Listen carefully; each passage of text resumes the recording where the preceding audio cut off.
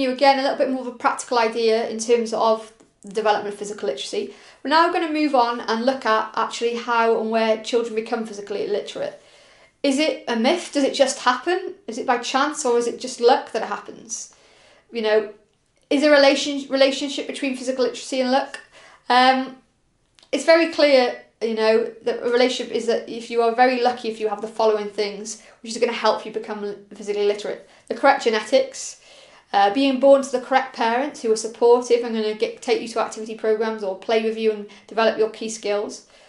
Born in an environment with good facilities, access to good school sport with good sports teachers and coaches, access to those high quality coaches at that youth age, being able to sample a lot of sports at a young age and having supportive friends who are also interested, because that friendship link also ensures that kids are engaged in activity. So we say, you know, the question of does it happen because it just happens, or is it chance or luck? There's a lot of key fundamental things, you know, that help people become physically literate, and you're lucky if you have this support network and facilities and opportunities.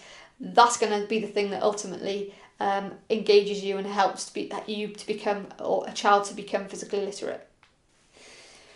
So consequences of not becoming physically literate. So here you can see is a diagram on screen. If you can't, you know, run, you know, there's a whole host of activities that you're going to struggle with.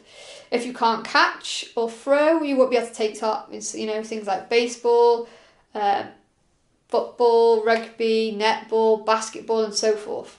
And then obviously if you don't learn the basics of swimming, which obviously is another key, you know, life skill, it's really important, that you won't be also then to take part in lots of different water sports. So it's really the consequences of not developing these key movement skills at an early age is ultimately going to impact your ability to take part in structured sport later on in life.